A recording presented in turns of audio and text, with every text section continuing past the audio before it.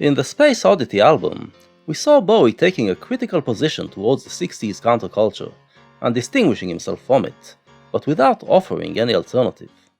In The Man Who Sold the World, we saw him continuing the quest for a new way, and this time actually finding something he could identify with, the Nietzschean concept of the Superman as an ideal that humanity can aspire to. But it was merely a hint, hidden between the grooves of the album, in a way that only someone familiar with Nietzsche's thought would be able to explicate. The Superman presents the idea that human life can be lived on a higher level, but places the story far away, in prehistoric times, while after all tells us that man is an obstacle, and if you know your Nietzsche, you understand that Bowie is suggesting a new target for the 60s revolution, to overcome man and make way for the Superman. In Oh You Pretty Things, there will be no more beating about the bush. The message is to be sounded from the top of the mountain and brought to the masses. Appropriately, the style of the music changes.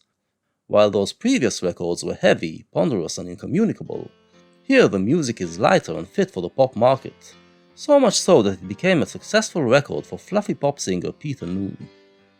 Those listeners who paid attention to the lyrics, however, came across something a lot more foreboding than your usual hit parade fodder. Wake up, you sleepy head. Put on some clothes, shake up your bed. Put another log on the fire for me. I made some breakfast and coffee. Look out my window, what do I see? A crack in the sky and a hand reaching down to me. All the nightmares came today, and it looks as though they're here to stay. The record begins innocently enough, with a picture of a regular morning in a regular home.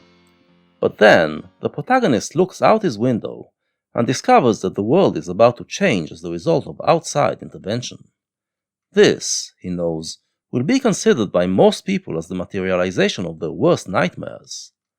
It is one of the recurring themes in Bowie's work, the fact that most people fear the alien and fear change. We are yet to hear what the hero himself thinks of it, though. We also witness the difference between Bowie and Nietzsche. While the latter believed that we can bring about our transformation by ourselves, Bowie imagines it would take an outside intervention to take us to the next level. Someone has to come from the sky and hand down the new gospel. Here we are taken out of the realm of Nietzsche and into the realm of religious scripture, in a passage that reminds us of the visions of the prophets. Or maybe Bowie takes his ideas from science fiction, particularly the works of Arthur C. Clarke, who in books like Childhood's End and 2001 A Space Odyssey told the story of an alien race that lands on Earth and generates the next step in human evolution.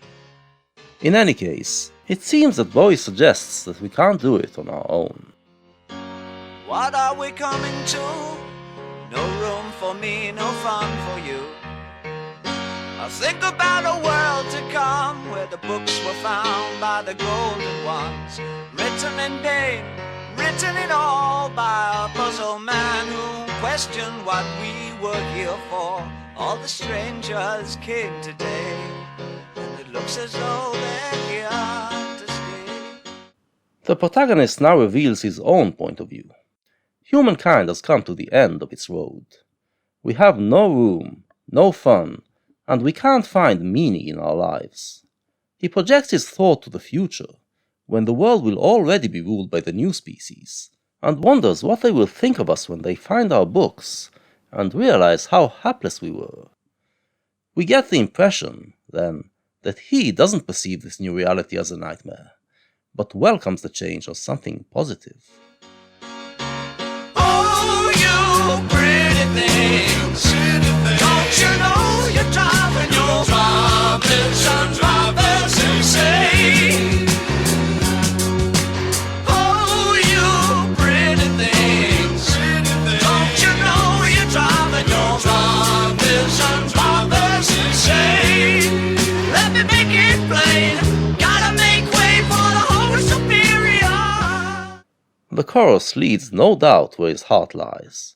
He is thrilled by the prospect of change that will take humanity out of its current condition.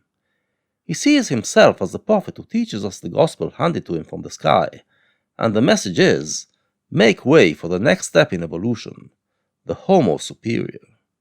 The message is addressed to the youth of his time, which he calls the pretty things, maybe his version of the beautiful people moniker that the hippies used for themselves. He is proposing a new direction for the counterculture, and this time he doesn't play riddles like in After All, but makes it as plain as he can. Look out at your children, see their faces in golden rays. Don't kid yourself, they belong to you.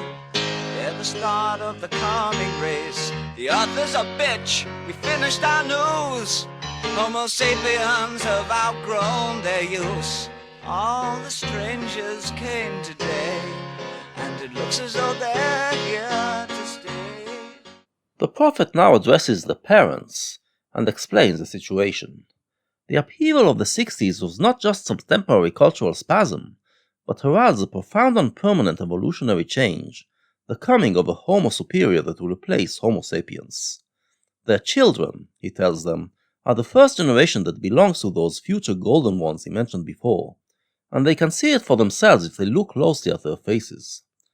This is Bowie's updated version of Bob Dylan's The Times They Are A-Changin'. Get out of the way, old people.